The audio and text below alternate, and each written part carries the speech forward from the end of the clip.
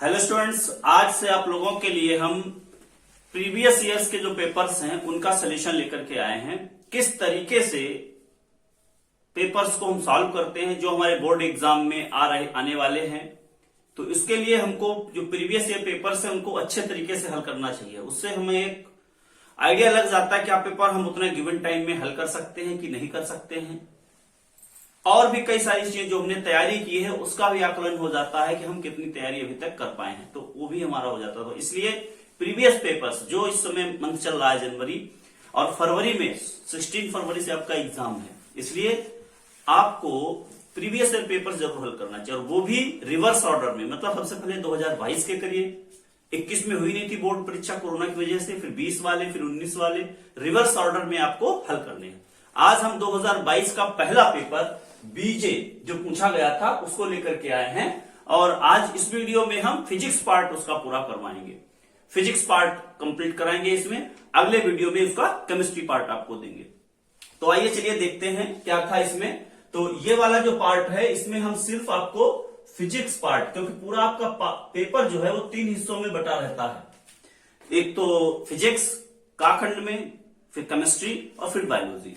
Physics total 25 marks की आती है, तो 25 मार्क्स में हम देखेंगे आज। तो 70 मार्क्स का पूरा पेपर होता है, लेकिन यदि हम फिजिक्स की बात कर रहे हैं तो फिजिक्स हमारी 25 मार्क्स की होती है।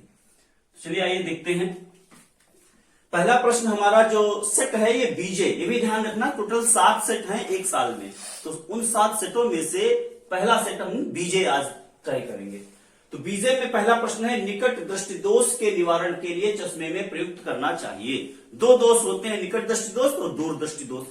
तो निकट दृष्टि दोष को कौन सा लेंस यूज किया जाएगा, इसका बहुत अच्छा ट्रिक है कि दूर दृष्टि दोष, दूर ऊ निकल रहा, यानी दूर दृष्टि दोष में उत्तल लेंस, तो निकट में क्या हो जाएगा, अवतल लेंस, सीधा है। तो हमसे पूछा गया है निकट दृष्टि दोष, तो निकट दृष्टि दोष में कौन सा होगा, अवतल लेंस का प्रयोग करेंगे। यानी दूर ऊ निकलता है तो उत्तल लेंस हो गया दूर में, और निकट में क्या होगा, जो दूसरा बचा है अवतल लेंस। दूसरा क्वेश्चन है, चुंबकीय बल रेखाएं होती हैं। चुंबकीय बल रेखाएं आपको पता है वंद वक्र के रूप में होती हैं। जैसे मान लीजिए हमारी मैग्नेट है ये, और इसका ये नॉर्थ पोल है, ये साउथ पोल है, तो वो सदैव नॉर्थ से निकल करके साउथ में जाती है। इस तरीके से नॉर्थ से निकल करके साउथ में जाती हैं और फिर साउथ से नॉर्थ पे आती हैं। तो ये क्या है, ये बंद वक्र के रूप में होती हैं, ये कभी भी एक दूसरे को कट नहीं करती हैं।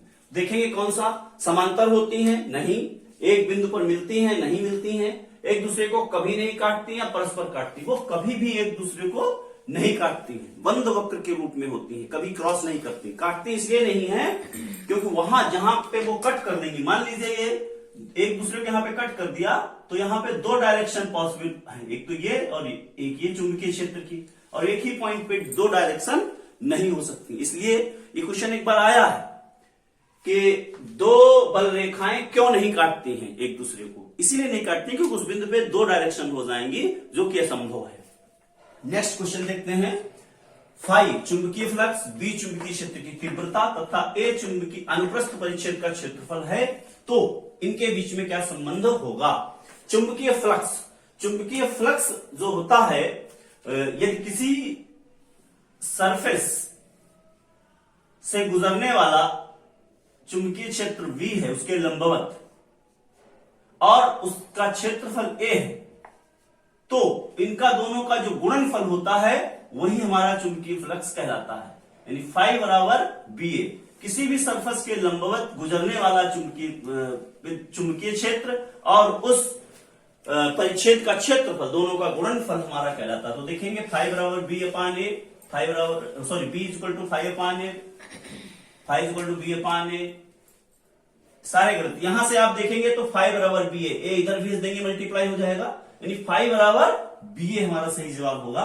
तो इसका पहला आंसर है B बराबर लिखेंगे। इसी को यदि हम B बराबर लिखना चाहें तो ये क्या हो जाएगा, फाई अपान A हो जाएगा। पहला ऑप्शन सही है। अगला है, वायु के सापेक्ष माध्यम का अपवर्तनांक अधिकतम होता है। किसका होता है, वायु के सापेक्ष माध्यम का अपवर्तनांक अधिकतम होता है, जल का, हीरे का, कांच का, तारपीन का, तेल का। एक्चुअली में जैसे जैसे कठोरता हार्डनेस बढ़ती जाती है उसका अपर्तनांक बढ़ता जाता है। यहाँ पे जो सबसे हार्डेस्ट मटेरियल है वो डायमंड है, हीरा। तो हीरे का ही सबसे लगभग 2.41 के आसपास इसका होता है अपर्तनांक। तो इसमें सबसे ज्यादा अपर्तनांक हीरे का होगा। नेक्स्ट एक न्यूमेरिकल है। ये तो 4 प्रश्न ऑब्जेक्टिव होते हैं, पहले क्वेश्चन में आते हैं। अगला है दूसरा प्रश्न। अवतल दर्पण के मुख्य अक्ष पर ध्रुव से 30 सेंटीमीटर की दूरी पर स्थित वस्तु का प्रतिबिंब वस्तु पर ही बनता है। दर्पण की फोकस दूरी याद कीजिए। हमें क्या दिया गया है, हमें इसका सोल्यूशन निकालना है।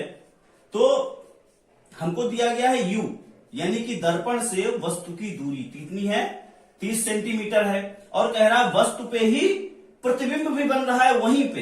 तो वो क्या हो जाएगा, वो हो जाएगा वो भी हमारा v बराबर -30 सेंटीमीटर। हमसे कह रहा है f की वैल्यू निकालो, इसकी फोकस दूरी निकालिए। तो देखिए कैसे इसको फॉर्मूला दर्पण सूत्र लगा देंगे। दर्पण सूत्र क्या होता है, बहुत सरल सवाल है। 1/f बराबर 1/v plus 1/u। Values put कर देंगे, विद साइन पुट करेंगे वैल्यू। यह ध्यान रखना यहां भी u सदैव माइनस रहता है, इसको सदैव बाईं तरफ रखते हैं। और इधर v भी उधर ही बन रहा है तो वो भी माइनस में होगा। तो माइनस प्लस 1/-30। एलसीएम दोनों का ले लेंगे, -1/30 -1/30। एलसीएम भी 30 आ जाएगा।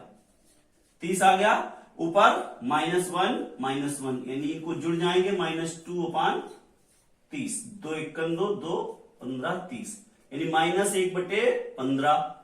ये वैल्यू है 1/f की। तो f का मान कितना हो जाएगा, -15 सेंटीमीटर। तो उसकी फोकस दूरी कितनी हो जाएगी, -15 सेंटीमीटर। अब जो हमें दर्पण था, दर्पण की फोकस दूरी 15 सेंटीमीटर होगी। ठीक है, अगला क्वेश्चन देखते हैं। 40 सेंटीमीटर फोकस दूरी वाले अवतल दर्पण की वक्रता कीजिए। ये सवाल हर साल पूछा जाता है, कभी 1 नंबर में, कभी 2 नंबर में। ये 2-2 नंबर के सवाल हैं, ऊपर वाले 1-1 नंबर के थे। तो 40 सेंटीमीटर फोकस दूरी दी गई है। इसमें क्या है, f बराबर 40 सेंटीमीटर। हमसे वक्रता त्रिज्या पूछ रहा है। तो r और f में क्या रिलेशन होता है, f = होता है r/2। तो यहां से r बराबर क्या हो जाएगा, 2f। तो यहां वैल्यू पुट कर देंगे f की, तो 2 × 40 यानी कि वक्रता त्रिज्या कितनी आ गई, 80। तो r बराबर हो जाएगा 80 सेंटीमीटर, यानी उसकी वक्रता त्रिज्या डबल कर देंगे। फोकस दूरी की 2 गुनी वक्रता त्रिज्या होती है, तो 80 सेंटीमीटर। लास्ट क्वेश्चन है, एनालिटिकल है। वाहनों में उत्तल दर्पण का प्रयोग क्यों किया जाता है। कभी भी आप देखेंगे जो वाहन है, चाहे वो कार हो, स्कूटर हो, कोई भी वाहन हो, उसके साइड व्यू मिरर होता है, यानी ड्राइवर के पास लगा रहता है और दूसरी साइड में भी। उससे वो पीछे का देखता है कोई वाहन आ रहा है कि नहीं आ रहा है। उसमें कभी चेहरा देखोगे तो छोटा दिखाई पड़ता है। क्यों, क्योंकि वो ज्यादा एरिया को कवर करता है। उसका जो साइड व्यू होता है कुछ इस तरीके से उसका कर्व होता है, उत्तल लेंस होता है। तो उसका जो कर्व एरिया है, यानी व्यू एरिया, वो बहुत ज्यादा होता है। प्लेन मिरर हमारा उतना ही बड़ा है तो इतना कवर करेगा। और जो वो होता है उत्तल दर्पण, वो ज्यादा एरिया कवर करता है, उनके छोटे प्रतिबिंब बना देता है, मतलब बड़ी चीज को छोटा करके अपने अंदर दिखा देता है। तो उसका जो दृष्टि क्षेत्र है, इसका कारण ये होगा कि उत्तल दर्पण इसलिए हम प्रयोग करते हैं वाहनों में, क्योंकि उसका दृष्टि क्षेत्र ज्यादा होता है। इसलिए जो पीछे से वाहन आ रहा है या पीछे का जो भी है ट्रैफिक, वो उसको ज्यादा से ज्यादा दिखाई पड़े, इसीलिए हम उत्तल दर्पण का प्रयोग करते हैं, क्योंकि उसका दृष्टि क्षेत्र अधिक होता है। तो स्क्रीनशॉट इसका ले सकते हैं। और इसके बाद अगले जो क्वेश्चंस हैं, यानी कि तीसरा और चौथा, वो हम फिर उनको देखते हैं।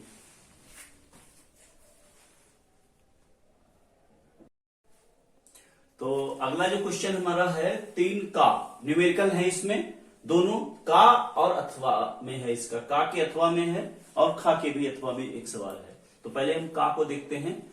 पहला प्रश्न है, 15 सेंटीमीटर फोकस दूरी का कोई अवतल लेंस किसी वस्तु का प्रतिबिंब लेंस से 10 सेंटीमीटर की दूरी पर बनाता है। वस्तु लेंस से कितनी दूरी पर स्थित है, किरण आरेख भी बनाइए। तो देखिए सबसे पहले लिखा है 15 सेंटीमीटर फोकस दूरी का कोई अवतल लेंस, यानी हमको फोकस दूरी दे दी गई है 15 सेंटीमीटर। अवतल लेंस है इसलिए इसकी फोकस दूरी माइनस में ली जाएगी। 10 सेंटीमीटर पर बनाता है, यानी इसका प्रतिबिंब कहां बनता है, 10 सेंटीमीटर दूरी पर बनता है।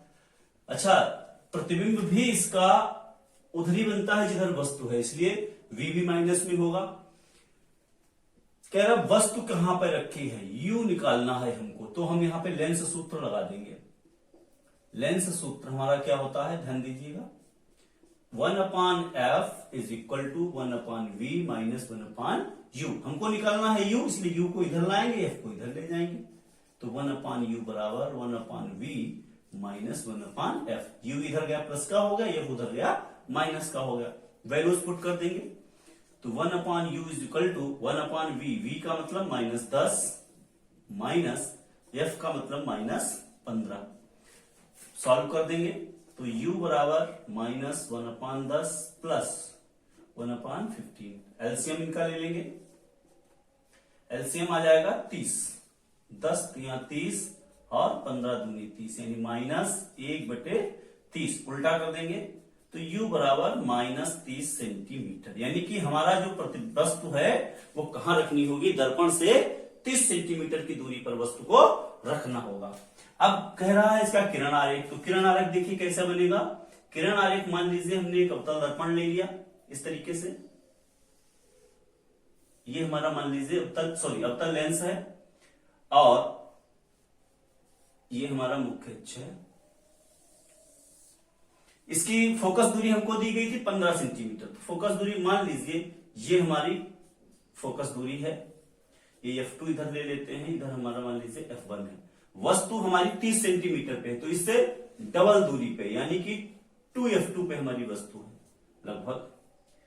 तो यहां पे हमारी वस्तु रखी हुई है। अच्छा, लंबाई दी नहीं गई है तो हम किसी भी लंबाई का ले सकते हैं।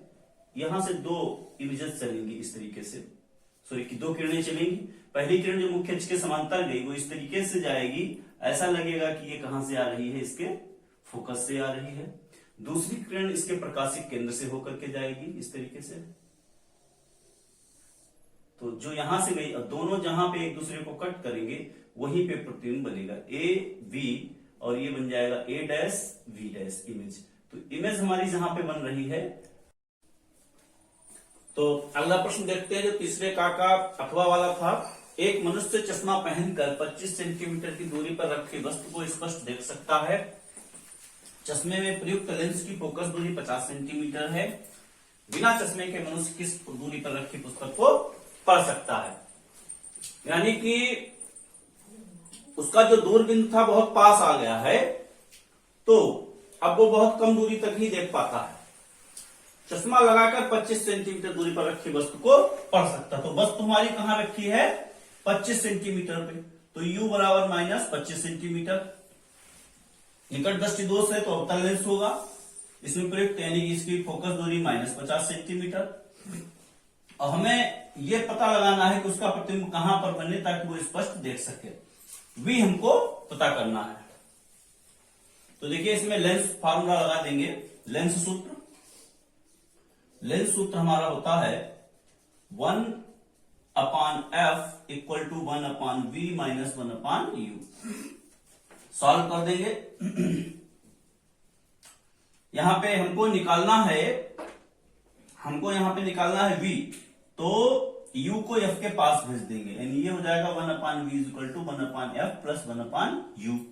वैल्यू पुट कर देंगे, यानी 1/-50 माइनस ऊपर चला जाएगा, u का जो माइनस है वो भी इसको माइनस कर देगा, और 25। एलसीएम दोनों का ले लेंगे, एलसीएम आ जाएगा 50 और 50 1 50 50 25 दूना 50। तो फाइनली हमारा आ जाएगा 1/v बराबर -3/50। डिवाइड कर देंगे तो 16.66, और उल्टा कर देंगे तो v बराबर 16.66, इसको 67 भी लिख सकते हैं सेंटीमीटर। यानी कि बिना चश्मे के वो इतनी दूरी पर रखी वस्तु को स्पष्ट रूप से पढ़ सकता है। 3 खा, इसमें हम देखते हैं 2 प्रश्न हैं, एक ऊपर है और एक उसके अथवा में दिया गया है। दोनों बहुत अच्छे सवाल है, बहुत इंटरेस्टिंग है। थोड़ा सा ये आउट ऑफ सिलेबस भी इसको कह सकते हैं, क्योंकि ये एनसीईआरटी में फॉर्मूला नहीं दिया गया है, पुराना इन्होंने पूछ दिया है, लेकिन फिर भी चलो देखते हैं कैसे करेंगे। कह रहा है एक इलेक्ट्रॉन जिसका द्रव्यमान 9 × 10⁻³ किलोग्राम, उसका आवेश 1.6 × 10⁻19 कूलम, एक्स अक्ष के समांतर इतने वेग से 3 × 10⁶ मीटर पर सेकंड के वेग से गति करता हुआ जेड अक्ष के समांतर कार्यरत 0.3 वेबर प्रति मीटर स्क्वायर के चुंबकीय क्षेत्र में प्रवेश करता है। इलेक्ट्रॉन पर कार्य करने वाले बल, त्वरण और बल की दिशा, तीन चीजें ज्ञात करनी है, त्वरण और बल की दिशा। तो सबसे पहले चित्र के द्वारा समझते हैं इसकी स्थिति क्या है। मान लीजिए हमारा ये इस तरीके से है, ये एक्स है और ये हमारी वाई दिशा है और ये हमारी जेड है। क्वेश्चन हमसे कह रहा है एक्स अक्ष के समांतर हमारे इलेक्ट्रॉन जो है वो किधर जा रहा है, वो एक्स अक्ष के समान इधर जा रहा है, एक्स अक्ष में जा रहा है।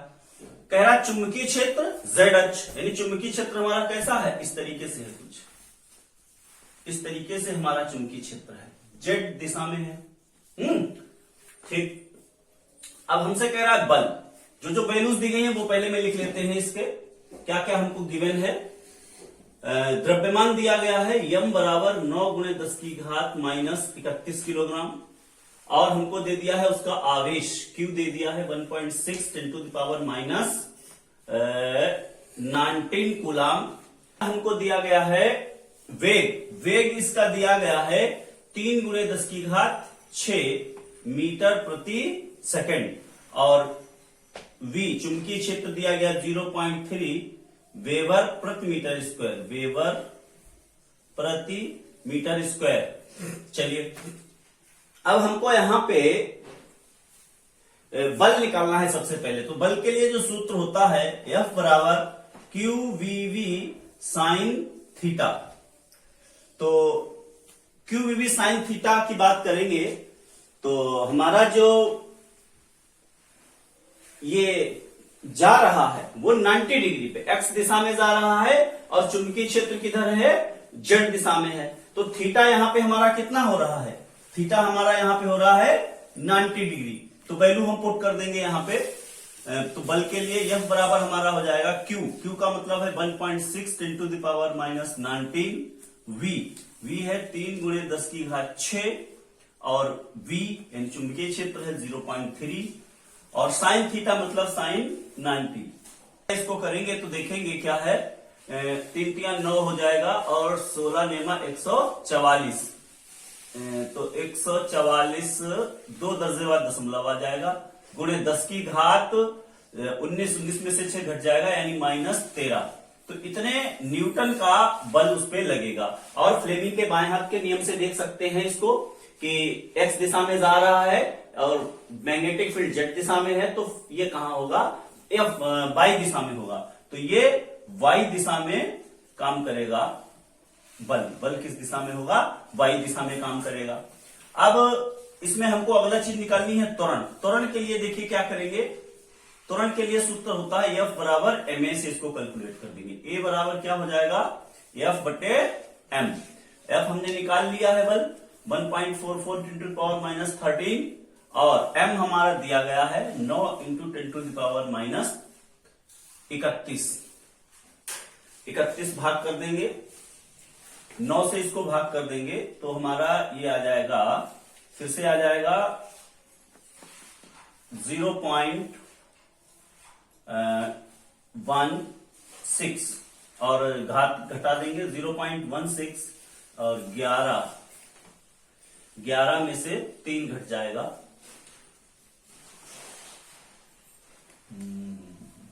8 यानी 10 की घात -18। इसी को हम लिख सकते हैं प्लस का 18 ऊपर जाएगा तो घात प्लस की हो जाएगी और इसको हम लिख सकते हैं 1.6 × 10⁻17 मीटर प्रति सेकेंड स्क्वायर। तो इतना हमारा इसका त्वरण होगा। ठीक है, नेक्स्ट देखते हैं। नेक्स्ट क्वेश्चन हमारा है 2 ओम 3 ओम तथा 5 ओम के प्रतिरोधों को श्रेणी क्रम में जोड़ा गया है। यदि संयोजनों के दोनों सिरों पर 30 वोल्ट का विभवांतर लगा हो तो प्रत्येक प्रतिरोध के सिरों पर विभवांतर ज्ञात करिए। हमको 3 प्रतिरोध दिए गए हैं यानी कि R1 बराबर हमने मान लिया 2 ओम है ना, R2 बराबर हमने मान लिया 3 ओम और R3 बराबर हमने मान लिया 5 ओम और हमको विभवांतर दे दिया है उसने 30 वोल्ट का। तो क्या करना है, सबसे पहले हमको यहां पे निकाल लेना है। इस तरीके से 3 प्रतिरोध जुड़े हुए हैं, ध्यान दीजिएगा। ये पहला हो गया, दूसरा हो गया, तीसरा हो गया और इसी में नीचे एक बैटरी मान लीजिए लगी हुई है। ये 2, 3 और 5 ओम के दिए गए हैं और बैटरी लगी हुई है 30 वोल्ट की। तो करना क्या है, हमको सबसे पहले धारा निकालनी होगी, कितनी धारा बह रही है। तो श्रेणी क्रम में जुड़े हैं, प्रतिरोध से सभी जुड़े हुए हैं श्रेणी क्रम में, तो इनका तुल्य प्रतिरोध निकाल देंगे डायरेक्ट हम ऐड करके, R plus R1 plus R2 plus R3। तो टोटल आ जाएगा 2 प्लस 3 प्लस 5, यानी कि ये आ गया है 5 3 8 2 10 ओम आ गया है तुल्य प्रतिरोध। और विभवांतर था हमारा 30 वोल्ट, तो धारा निकाल देंगे।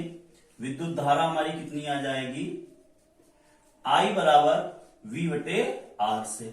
V हमारा 30 है, R हमारा 10 3 30, तो यहां से हमारी धारा कितनी आ गई, 3 एम्पियर। धारा आ गई 3 एम्पियर। अब कह रहा है तीनों के सिरों पर विभवांतर, यानी कि R1 पहले R1 के सिरों पर विभवांतर निकालेंगे, R1 के सिरों पर, क्योंकि यहां पे विभवांतर अलग अलग होगा, इसमें B1, इसमें B2, इसमें B3।